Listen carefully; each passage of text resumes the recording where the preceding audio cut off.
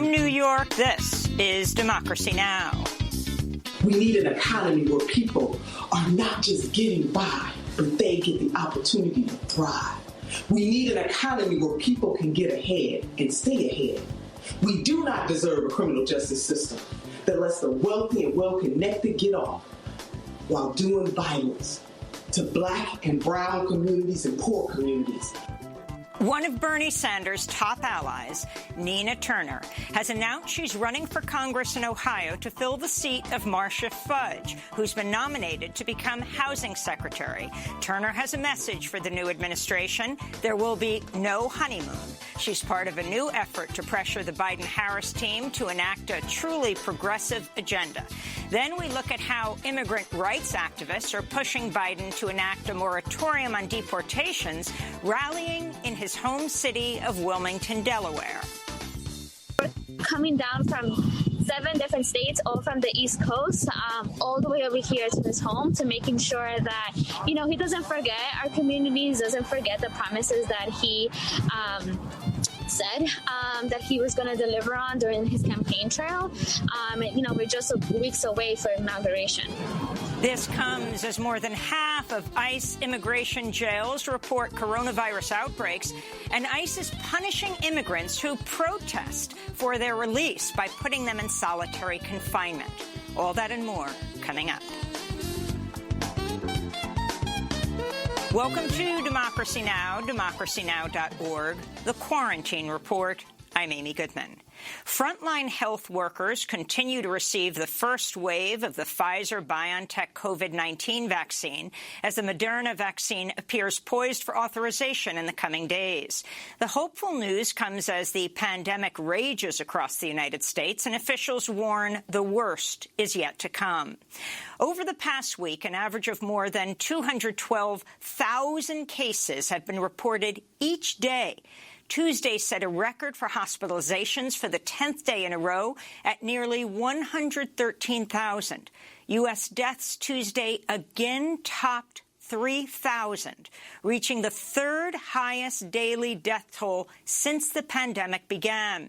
In Washington, D.C., the National Cathedral tolled its bells 300 times Tuesday evening to commemorate the 300,000 people in the United States who've died, as it did in September when the death toll topped 200,000. California has activated its mass fatality program as cases surge in the mostly locked-down state. This is Governor Gavin Newsom. We have orders in 60 53-foot refrigerated storage units are currently standing by now in counties and at hospitals. We just had to order 5,000 additional body bags they just purchased for the state, and we just distribute them down to San Diego, Los Angeles, and counties. That should be sobering. In more medical news, the Food and Drug Administration's authorized the first rapid over-the-counter home coronavirus test. It does not require a prescription. Meanwhile, FDA staff are recommending watching for symptoms of Bell's palsy in Pfizer and Moderna vaccine recipients after a small number of trial participants got the condition. The FDA says it's not clearly a side effect of the vaccine, but warranted monitoring. Senate Majority Leader Mitch McConnell has finally acknowledged Joe Biden won the November election, 6 weeks after voting ended. The Electoral College has spoken. So today I want to congratulate President-elect Joe Biden. In a private call, the Senate Majority Leader urged Republican senators not to join a House Republican effort to try to overturn the Electoral College. President Trump lashed out at McConnell on Twitter and vowed to keep fighting to stay in office despite losing the Electoral College and losing the popular vote by over 7 million votes. Meanwhile, Russian President Vladimir Putin, Mexican President Andrés Manuel López Obrador, and Brazilian leader Jair Bolsonaro have all congratulated Biden following the Electoral College victory. This comes as plans are moving forward for Joe Biden's inauguration. On Tuesday, Biden's inaugural committee urged supporters to stay home on January 20th due to the pandemic. President-elect Joe Biden has picked former South Bend, Indiana mayor and former presidential candidate Pete Buttigieg to be Secretary of Transportation. If confirmed, Buttigieg will be the first openly gay cabinet member in U.S. history.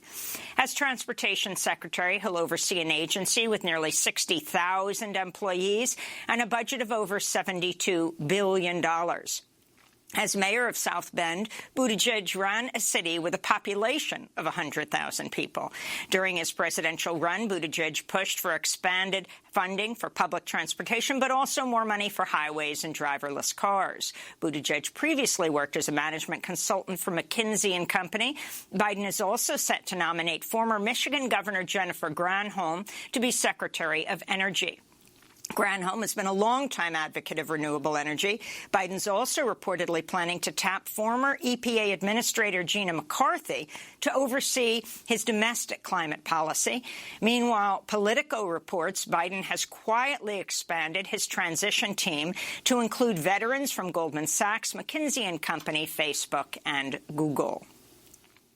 Hundreds of immigrant rights activists participated in a car caravan Tuesday to Joe Biden's hometown of Wilmington, Delaware, urging him to implement immigration reform, criminal justice reform, and cancel Puerto Rico's debt within his first 100 days in office.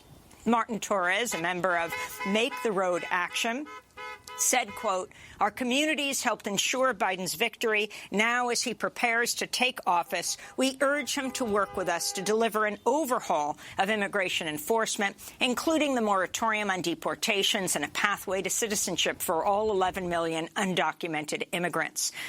In response to Tuesday's action, President-elect Biden acknowledged the critical role played by immigrant and communities of color in fighting against Trump's destructive policies. In a letter to the activists, Biden said, quote, "Please know you will always have a seat at the table." We'll have more on his policies later in the broadcast.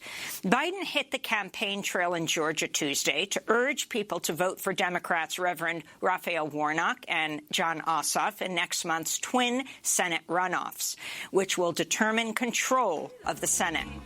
Biden deplored the Senate stalemate over a new coronavirus relief package. The United States Senate should have passed the coronavirus and economic relief package months ago. People are hurting. Millions out of work. Small businesses closing. People are struggling to pay their rent, worried that after Christmas they'll be thrown out before New Year's. With just over 1 month left in his presidency, Trump is gutting the Endangered Species Act by rolling back habitat protections for at-risk species, including grizzly bears, whooping cranes, and Pacific salmon. The new rule narrows the definition of habitat to areas where species currently live, but not those where animals might move to because of the climate crisis or areas where they have previously lived that could be restored. The policy group Environment America said in a statement, quote, "Animals that have already lost so much of the land they once roamed, now they face an uphill climb from competition with invasive species, the effects of global warming, and the lack of genetic exchange between fractured habitats. This new rule ratchets up the danger, making even modest recovery efforts unworkable for many species that have already been decimated by human development," they said. In Bolivia, a scientific expedition in the Andes uncovered 20 previously unknown species. Scientists also saw plants and animals they had not seen for decades, some of which were believed to be extinct. Some of the new discoveries include the Bolivian flag snake and the Lilliputian frog. The expedition in the Zongo Valley near the capital La Paz took place in 2017, but the findings were just released this week. This is Eduardo Forno of Conservation International, which led the effort alongside the municipal government of La Paz. A healthy forest is a forest that is going to have wonderful species like the ones we found in Zongo. It's going to have a lot more species than have been registered. 1,700 have been registered. What it is going to allow is to make sure that Zongo Valley is healthy, and that is a reflection of the need to have a healthy environment. Prosecutors with the International Criminal Court have rejected calls from Uyghur exiles to investigate China for genocide. Exiled Uyghurs have accused Beijing of holding more than 1 million people from mostly Muslim minorities in re-education camps. The International Criminal Court said it was unable to act because the alleged crimes occurred in China, which is not a signatory to the ICC. This comes as China is facing new accusations of relying heavily on forced labor to pick cotton in the province of Xinjiang, which produces more than a fifth of the world's cotton. Meanwhile, the International Criminal Court says there's, quote, reasonable basis to believe the Philippines has committed crimes against humanity as part of President Rodrigo Duterte's war on drugs, which has taken thousands of lives. The crimes include murder, torture, and serious physical and mental harm. The ICC will decide on whether it will undertake a formal investigation in the next year after the decision was delayed due to the pandemic. European Union and British regulators unveiled draft laws that seek to halt big tech monopolies as well as stop the spread of misinformation and harmful content online. The new rules are designed to rein in the power of so-called gatekeepers like Amazon, Apple, Facebook, Google, and Microsoft, and would impose hefty fines. The rules also offer a possible path to breaking up companies that repeatedly violate European antitrust laws. This is European Commissioner for Competition, Margrethe Vestager. In this proposal, there is a sense of future-proofing because it's also dynamic. We can do investigations, if it need be, so that we can see if gatekeepers are emerging and we can put on then obligations. And this is, of course, because without enforcement, not worth much. In immigration news, a new rule is set to go into effect, which would send some asylum seekers at the U.S.-Mexico border to El Salvador, instead of letting them receive humanitarian protection in the United States. The Trump administration implemented similar deals with Guatemala and Honduras. Immigrant and human rights advocates say the policy puts already vulnerable migrants in dangerous situations. They don't have to be from El Salvador to be sent to El Salvador. The Minnesota Board of Pardons commuted the life sentence of Mayan Burrell, who walked free Tuesday after serving 18 years in prison. Burrell, who is black, was sentenced to life when he was just 16 years old for the 2002 murder of an 11-year-old girl who was killed by a stray bullet. Burrell has always maintained his innocence. His case was thrust into the national spotlight early this year as then-presidential candidate Senator Amy Klobuchar faced calls to suspend her campaign for leading the case against Burrell when she was Hennepin County's district attorney. An Associated Press investigation found there was no physical evidence linking Burrell to the crime and that Klobuchar may have mishandled the case. The decision to commute Burrell's sentence was made by Governor Tim Walz and Minnesota Attorney General Keith Ellison. His sentence was shortened to 20 years, and he'll serve the remainder on supervised release. A warning to our audience. The following headline contains disturbing images of police violence. Shocking video has emerged from Chicago showing 9 police officers raiding the home of a 50-year-old African-American hospital social worker as she was preparing to go to bed. After breaking down her door, the police handcuffed the woman, who was naked, and held her for over 30 minutes before realizing they'd entered the wrong home. Chicago Mayor Lori Lightfoot tried to block the release of the body cam footage from the 9 officers who took part in the 2019 raid. But a judge this week sided with the CBS outlet in Chicago, which then aired parts of the disturbing video along with an interview with the woman, Anjanette Young, who said she wanted the video to be shown. You see them running up to the apartment complex with the battering ram in their hand, a crowbar. It was so traumatic to hear the way the thing was hitting the door. And it happened so fast, I didn't have time to put on clothes. And suddenly, she found herself frozen in fear, completely naked. in a room full of men. It occurred in February 2019 while Rahm Emanuel was still mayor of Chicago.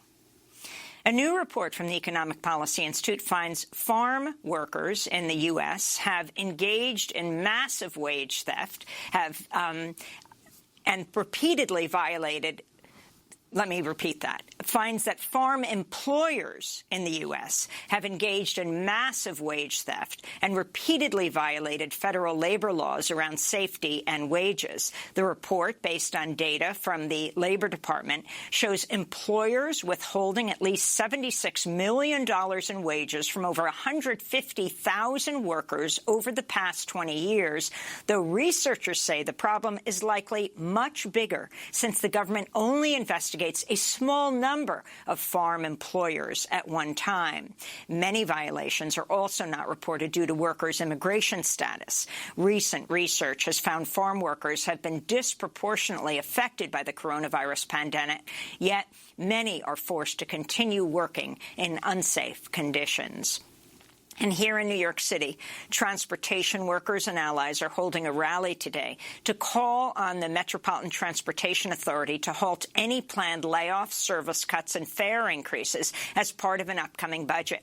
MTA workers say they're bearing the brunt of massive losses due to the coronavirus crisis as they continue to provide vital services to the city, even as they were not given sufficient protections, including PPE, during the pandemic's first wave. This is MTA worker Jonathan Beatrice from the group Local 100 Fight Back.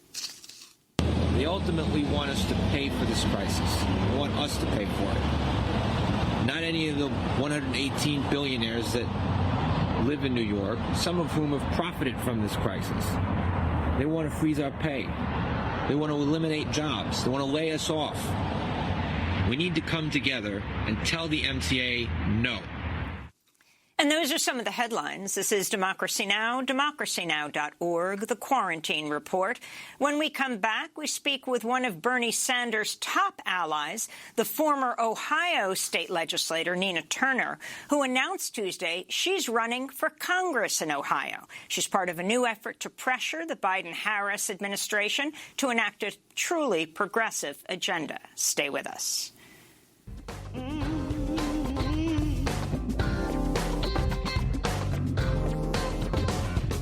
Dreaming in my dreaming of an aspect bright and fair, and my sleeping, it was broken, but my dreams, it lingered near in the form of shining palace where the pure air is recognized, and my senses newly open as I awaken to the cry that the people have the power to redeem the work of fools upon me.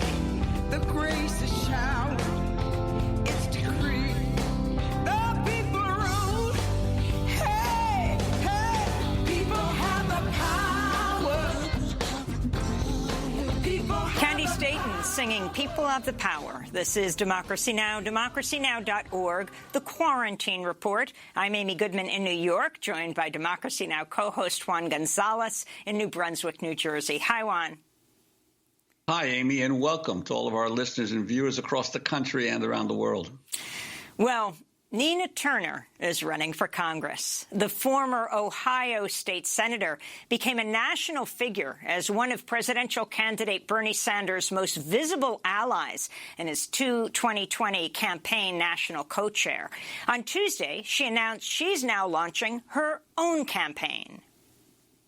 Today, I am announcing my candidacy for Congress for the 11th Congressional District of Ohio.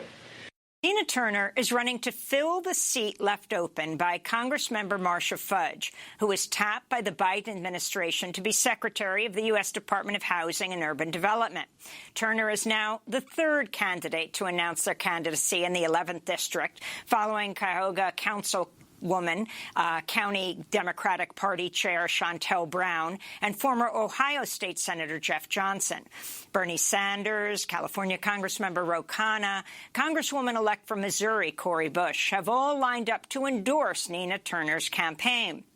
If elected, she'll join the growing progressive wing of the Democratic Party in Congress, which has been putting pressure on other lawmakers to pass a second coronavirus stimulus package amidst the largest spike in COVID infections since the start of the pandemic. The relief package currently being considered does not include direct COVID relief payments for American families, despite a surge in unemployment and evictions by the end of the month. Nina Turner's platform includes direct COVID relief payments, Medicare for all, free college, and a $15 an hour minimum wage. She's also been a vocal part of the movement to hold President-elect Joe Biden accountable to the grassroots organizers and communities that helped elect him. Nina Turner narrated a video released today titled "No Honeymoon." CNN projects Joseph R. Biden Jr. is elected the 46th president of the United States. No honeymoon. What do we mean by that? We mean that we, the people, hold the power, that we must continue to fight for what is just, right, and good, and fight against what is not just, right, and good. We mean that we must have solidarity and commitment one to another. We who believe in freedom cannot rest. What do we mean by that? That as long as there are injustices, we will continue to fight. What do we mean by that? We know that when everyday people put a little extra on their ordinary, extraordinary things happen. The pressure on Biden starts now. We are holding him accountable because we got him elected. We mean we will continue to pursue those things that lift and edify, and we will reject those things that do not. We mean that we will not be seduced by smiles. We need action, and we need it right now. We will not relent. And that's what we mean when we say no honeymoon. No Honeymoon was produced by Roots Action. Nina Turner's campaign announcement comes as Biden announced more cabinet picks Tuesday. Former South Bend, Indiana mayor and presidential candidate Pete Buttigieg will be nominated to be Secretary of Transportation. Former Michigan Governor Jennifer Granholm has been tapped to be Secretary of Energy. Politico reports Biden has quietly expanded his transition team to include veterans from Goldman Sachs, McKinsey & Company, Facebook, and Google. Well, for more on the cabinet, coronavirus relief, and her run for Congress, Nina Turner joins us now from Cleveland, Ohio. We welcome you to Democracy Now! It's great to have you with us. Former state legislator Nina Turner, can you talk about why you have thrown your hat in the ring? Well, this moment calls for that. I mean, this is my home. I am a daughter of Cleveland. I've lived in the 11th congressional district, served in this district as a councilwoman, as a state senator, as you have laid out. I was the Democratic nominee for Secretary of State in 2014, fighting against one of the worst secretaries of state in this country.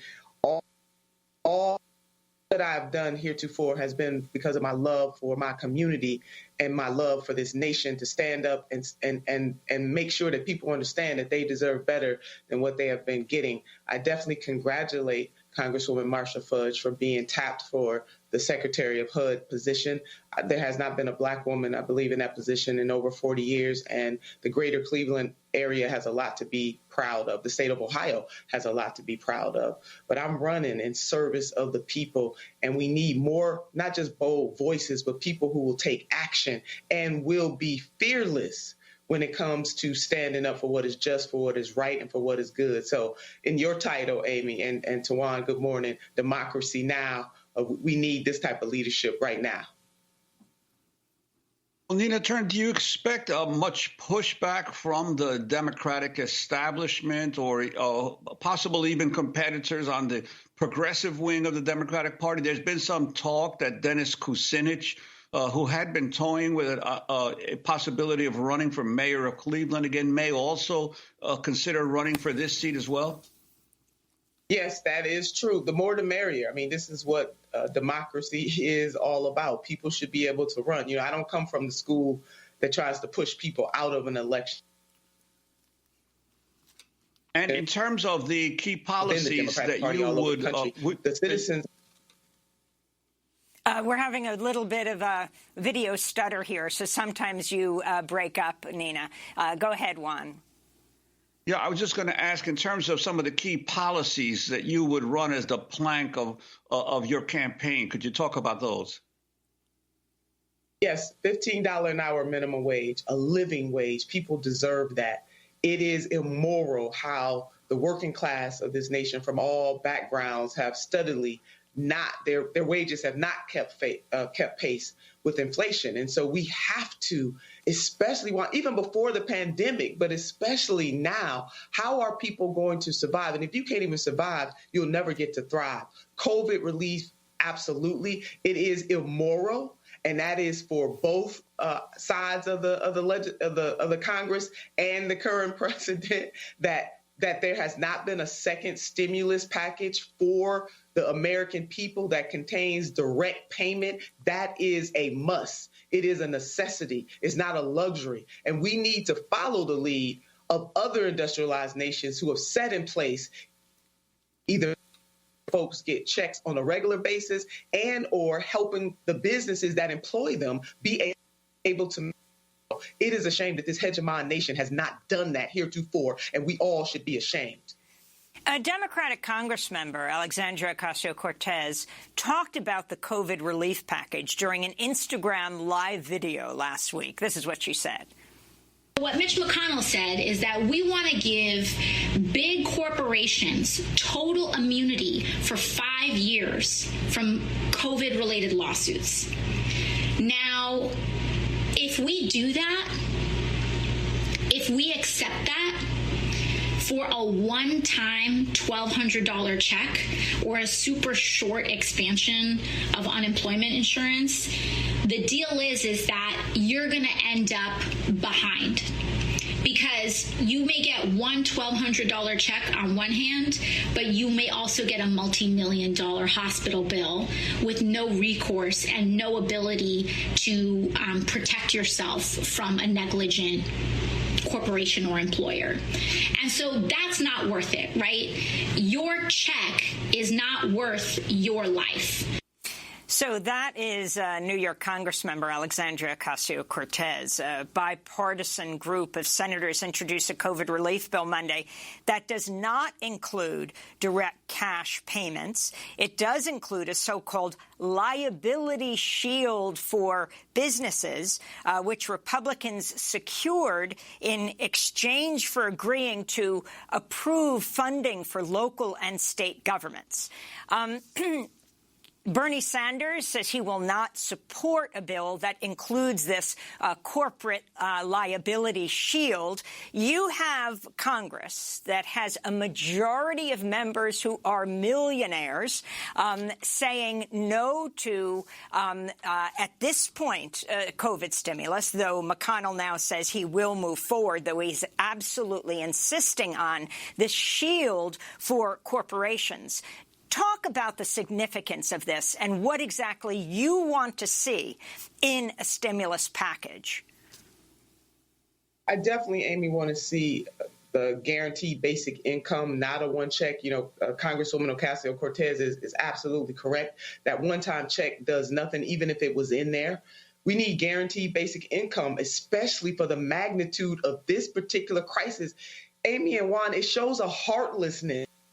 And you want to talk about a shield for businesses? What about the shield for the American people? What about the shield for folks who are facing eviction? What about the shield for people who go to bed hungry every night? What about the shield for the homeless?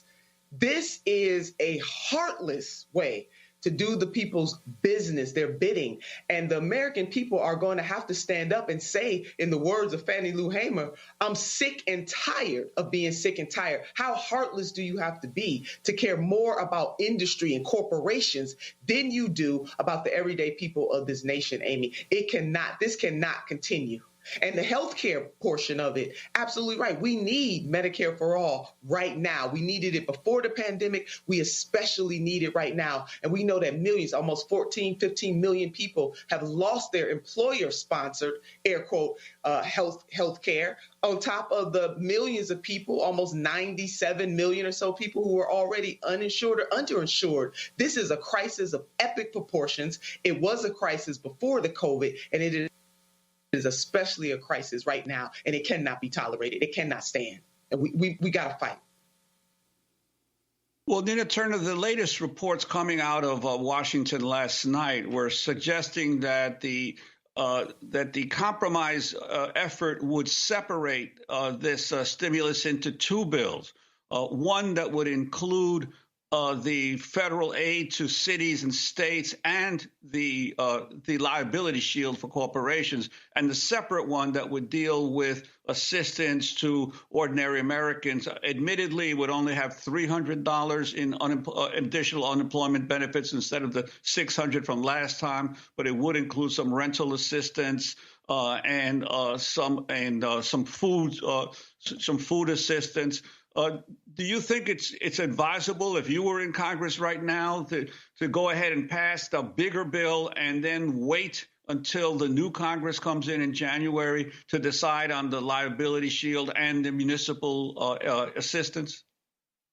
Well, they shouldn't be connecting that liability shield to the municipal assistance. You know, as a state senator, had to deal often with cuts to local governments. And to put those two things together, while we know exactly why they're doing it, they're playing games with the American people. You know, this is a complicated issue. I believe firmly that we have to get the checks. The $300 is certainly not enough at all. As a matter of fact, we're going backwards and not going forward. And we got to awaken the sleeping giants in this country. Why? It's unacceptable. American people, and I know COVID is out there, and I don't want anybody to get COVID, but we got to stand up strong, and we got to find a way to make it known that this kind of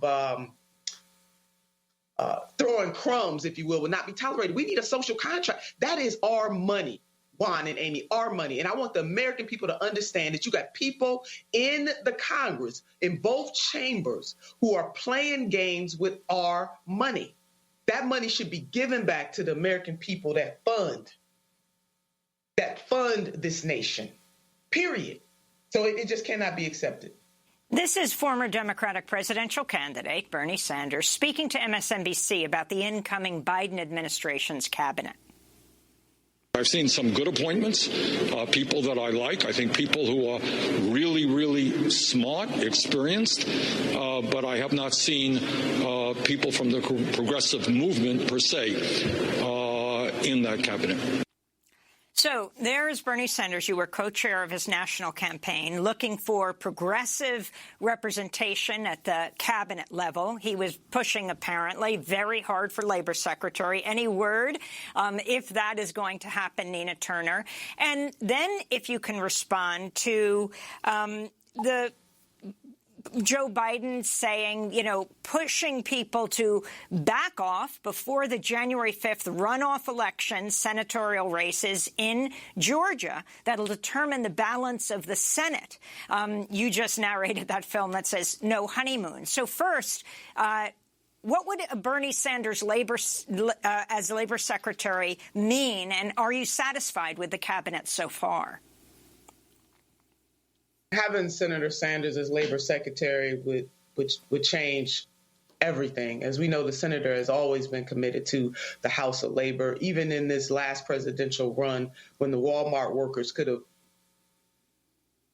from any of the 25 or so candidates running on the Democratic side, they chose Senator Bernie Sanders to come to that meeting of stakeholders and represent them. He has been on the streets with the House of Labor. So not just in the House of Representatives and now the Senate, talking about it, he has been on the streets with the workers. He is the ultimate champion of the workers. And so his vision for labor, the $15 an hour minimum wage, making sure people have a right to form a union, you name it, he's been there. He would be an extraordinary labor secretary. In terms of the cabinet picks so far, I mean, yes, I certainly agree with the senator. There have not been a lot of progressives put up thus far. We got to do better. I mean, I would love to see stratification economist Dr. Derek Hamilton, Dr. Deborah Verhoeven, people like Michael Render, a.k.a. Killer Mike. Oh, my God, what kind of cabinet would that be? Certainly members of Congress like Congresswoman Barbara Lee or Congresswoman Karen Bass. Those are the other types of people that they should be looking at to put in that cabinet so that he has people in there with a robust commitment who will not flinch to lead and to serve, but to clearly be on the side of the poor, the working poor, and the barely middle class in this country. That is what we need, Amy, and I don't see that thus far. I wanted to ask you about the issue of immigration. We're seeing reports now of increasing surge of migrants coming to the Mexican border, trying to cross the Mexican border. Obviously, there have been a few major hurricanes in Central America that have devastated huge portions of Central America.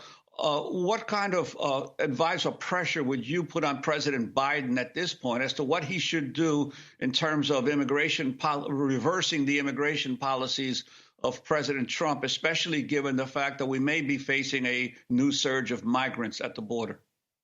Yeah, absolutely, Juan. So that's job number one. Whatever he can do via executive order to overturn or reverse rather what President Trump has done in his heartless administration should be done. But more, and then beyond that, we have to deal with the climate crisis that in many ways is driving this. There's a push and pull factor that happens when you have this kind of disruption. So whether it's famine, whether it is the weather, hurricanes, tornadoes, you're going to have people all over the world who need relief. And so in that particular case, the president-elect needs to bring together world leaders so that we can deal with this issue, climate crisis and immigration on whole, we can deal with as a world, because the United States, should certainly be one of the many leaders, not the only one, but one of the many leaders that deals with these types of complex issues that impact the everyday lives of our sisters and brothers all over the world. We should do that as a collective, as a coalition. That is how we're going to build the type of strength that we need not only in our country, but in the world. The Reverend Dr. Martin Luther King Jr. once said, what happens to one directly happens to us all indirectly. And the COVID virus has certainly shown that, the pandemic has shown that, and the climate crisis that we have that is driving most of this, not all of it, has shown that as well. And so it needs a national and a worldwide response. In 2000, and speaking of the COVID crisis you mentioned, the reports in the New York Times today say that the wealthy nations of the world have basically been locking up the supplies of vaccines that are coming out right now to deal with the pandemic. It says Canada has already locked up the ability to contracts to inoculate their people 5 times over their population. The United States 3 times over its population. The European Union and the United Kingdom. Meanwhile, the nations of Africa, Asia, and Latin America, very few of them have been able to obtain supplies of the vaccine until possibly 2022. Could you talk about the inequity here of who's going to be getting these vaccines? It is the height of inequity, but it is a formula that has been carried out throughout the history of this world. You leave the black and brown nations in peril, vulnerable, and nations that are primarily white or European, they get to lock it up. That cannot stand either, because, again, the connection, we are certainly citizens of our respective nations, but we're also citizens of the world. And another example of what affects one directly affects us all indirectly. It's called a pandemic for a reason. And so world leaders, to be that's a level of selfishness that will impact everybody. So we can run, but we can't hide. So those nations that have locked up the vaccine in that way may think what they're doing is okay and good for their citizens, but ultimately it is not, because the pandemic has shown very clearly that there is no border when it comes to something of this magnitude. It's the wrong thing to do, Juan, and it must be we got to stand up against that as well. We can't accept that. So the nations of, Canada and the United States and others, that can't sit well with us. And finally, Nina Turner, in 2014, Cleveland police officer Timothy Lohman shot Tamir Rice within 2 seconds of arriving at a park where he was playing with a pellet gun. He was 12 years old. When Tamir's 14-year-old sister rushed to her brother's side, they tackled her to the ground, handcuffed her, and put her in their cruiser. Tamir Rice died the next day. Neither officer was indicted. Very quietly, in October, the Trump administration ended a civil rights investigation into the police killing of Rice. The New York Times reports the Justice Department ignored pleas by career prosecutors to open a grand jury probe into Rice's killing for more than 2 years before denying the request in 2019. Nina Turner, we went with you in 2016 during the Democratic National Convention in Cleveland to that park, and you showed us where Tamir Rice was shot by police. If you could finally talk about the issue of defunding the police and also the fact that Joe Biden says no to defunding the police and no to Medicare for all. Well, Amy, the Medicare for all is totally unacceptable in every way. I know some folks don't want to use the term defund the police, but we have a crisis in this country that is a long time in the making. None of this stuff happened overnight. And Amy, you're absolutely right. I mean, I know my face cannot be seen right now, but yes, you and I were at that park. I was on the last term of my Senate term in 2014 when that happened. It was in November. And I called then Governor John Kasich, and I didn't call him as a state senator. I called him as a Black mother in America. And I think I shared some of this with you, Amy.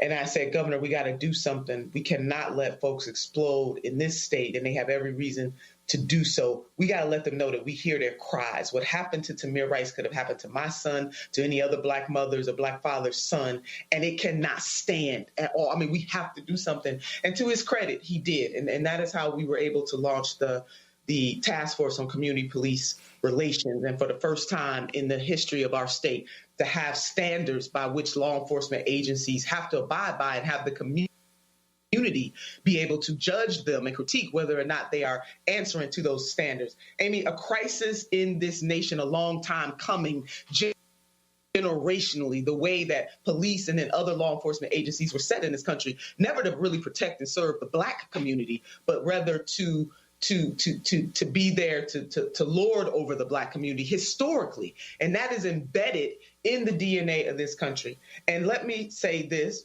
because my husband is a retired police officer. Our son is in law enforcement right now. So I get this in a very unique way, both wanting and understanding that the really very real dangers of being out there to try to protect and serve those who have the mindset to do so. And then understanding that both of my Black men have been racially profiled throughout their life. We have got to, as a nation, rethink policing in this country. We have got to put the requisite resources in mental health, the requisite resources in education, the requisite resources in making sure that people have a job, the requisite resources in making sure that people can live in safe communities. We need to overhaul the entire system. It's not just what happens in policing. It is what happens when judges and prosecutors, it is the entire system. Some people may call that defund the police. The more important aspect here is that we must totally reform, and some people would say transform and destroy and rebuild the way that the legal system works in this country. Nina Turner, we're going to have to leave it there, but we expect to be talking to you soon in the future. Candidate for Ohio's 11th congressional seat announced yesterday. She's former national co-chair of the Bernie Sanders 2020 presidential campaign, former Ohio State Senator. When we come back, immigrant rights activists are pushing Biden to enact a moratorium on deportations and release people from immigrant jails. Stay with us. Señor presidente, le vengo a avisar, no tengo papeles para trabajar. Presidente, pregunto por qué matan al moreno con piel de café.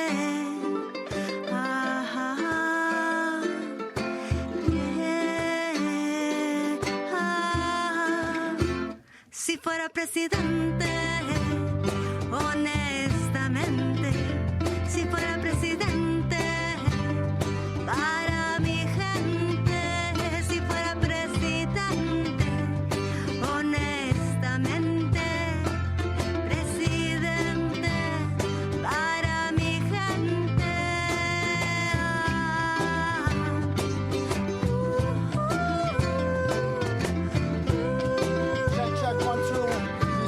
was president, I'd roll up my sleeves. President by Las Cafeteras, performing the song in the Democracy Now! Studios in 2017.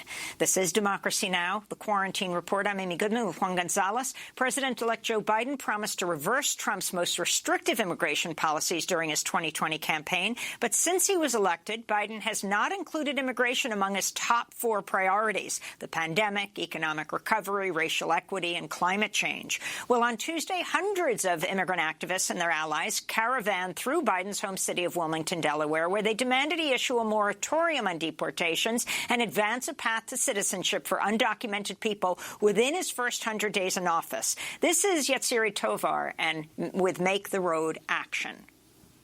We are in Rodney Square, and this is in Wilmington, Delaware. And the reason why we chose to be here is because this is where President-elect Biden is living right now. And so what better way to make sure that our voices are being heard than coming down to his hometown. And we're coming down from 7 different states, all from the East Coast, all the way over here to his home, to making sure that, he doesn't forget our communities, doesn't forget the promises that he said that he was going to deliver on during his campaign trail.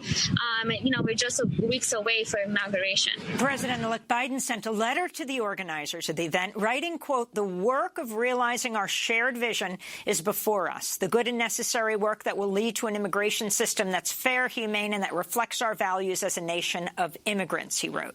Caravanners also stopped at Hudson County Jail in New Jersey, not far from the Bergen County Jail. Both jails contract with ICE, Immigration Customs Enforcement, to hold immigrants who have civil immigration cases, not criminal charges. Over the weekend, police fired smoke grenades at a solitary rally outside the Bergen County Jail where they arrested 9 people.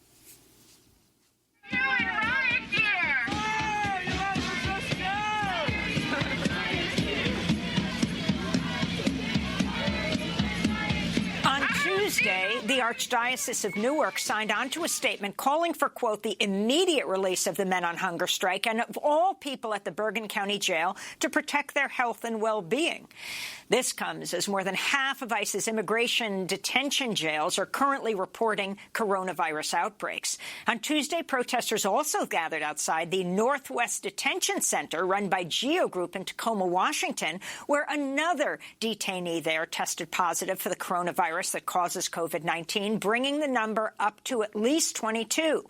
In this recording from inside the ICE jail from December 10th, you can hear a guard telling people detained in the same dorm that they'll be separated into individual cells.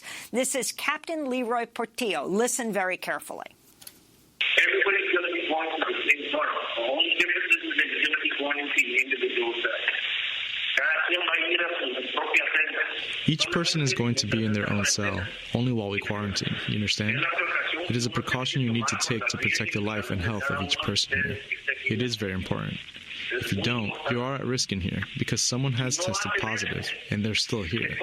The Northwest Detention Center is run by the private prison company Geo Group, which issued a statement that it's, quote, "taken extensive measures to ensure the health and safety of those in our care and our employees who are on the front lines making daily sacrifices at the center," they said. ICE also reported a contract pharmacy technician had become the 8th worker at the jail to test positive. For more, we go to Seattle, where we're joined by Maru Mora Villalpando, co-founder of La Resistencia. She is herself undocumented. Also with us, Manuel Abrego. He is head of La Resistencia's phone support system for people held in the Tacoma ICE Processing Center. He was released from there in 2018 after being held in solitary confinement for 8 months for going on a hunger strike. Both Maru and Manuel are featured in a new report in the Progressive magazine headlined "Hunger for Justice," written by Democracy Now! Co-news director Renee Feltz. Welcome both to Democracy Now! Maru, let's begin with you. Explain what's going on in this jail and where you are in Tacoma and what you're demanding.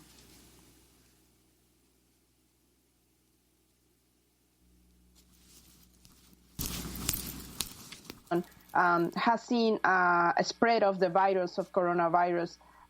We have seen since October and November the spreading of the virus, not only for people in detention, but even employees, both of GEO and ICE. We know that information thanks to the people in detention that has reached out to us and given us this information, in this way pressuring ICE to actually release information to the public and to a judge, because there's some pending litigation. What we know right now in Tacoma is that we finally have confirmation of at least one person that while in detention, while in quarantine, tested positive. ICE kept arguing that the only people with COVID in detention were those that they brought from mostly Department of Correction, custody, other prisons either here in Washington or Oregon. They were saying that they were able to contain the virus, and this proves it's not true, this latest case. Also, the fact that guards and employees of ICE are bringing in the virus, they're testing positive and yet coming to work. We just learned last night that some people that were working in the kitchen were asked not to come to work, because remember, they get paid $1 a day, to not go back to the kitchen because it seemed that they have been in contact with somebody else detained, or possibly an employee that has tested positive for COVID-19. And, since the beginning of the pandemic, we've seen this constant organizing and resistance from people in detention, staging hunger strikes. I believe this is the 5th or 6th hunger strike. I actually lost count. But what we know since last night is that at least 5 people have now joined hunger strike. One of them has now today reached 13 days of hunger strike. And he actually messaged us last night saying that he's being harassed by the medical staff, saying if he continues his hunger strike while in medical isolation, he will be losing his case. It will have an impact on his immigration case, and he will lose and get deported. And Maru, could you talk about how ICE releases people, including there was a man they released this past Friday night at 9 p.m. in the evening. Could you talk about how they deal with these cases? This is very unique. We have never seen such a thing. We've been doing this for such a long time, and we know that ICE releases people. They get them ready. They call them to an area that is called intake, sometimes around 11 in the morning or so, and they spend there some hours. And around 3 to 7 p.m., people get released throughout the afternoon, early evening. Yet last Friday, somebody texted me in the middle of the night, close to midnight, but I didn't see the text until Saturday morning, because we actually had to drive somebody to the airport very early to also go home. He had also been released on Friday. They actually were in the same pod. So I was able to go pick him up Saturday morning at 7 in the morning outside the Northwest Detention Center. It was 34 degrees. He had to spend the night outside the detention center in a tent that was set up for an organization that welcomes people as they get released from detention, and they give them, clothing and that sort of thing. And because of COVID, they set up a tent because they cannot have people inside an RV they have set up there. So he literally spent the night inside the tent. And when I arrived to pick him up, it was extremely cold. He was wearing only a sweater. He was not wearing a mask. This was total retaliation because he had been organizing. He had been supporting other people. He had been helping other people file documents to get released.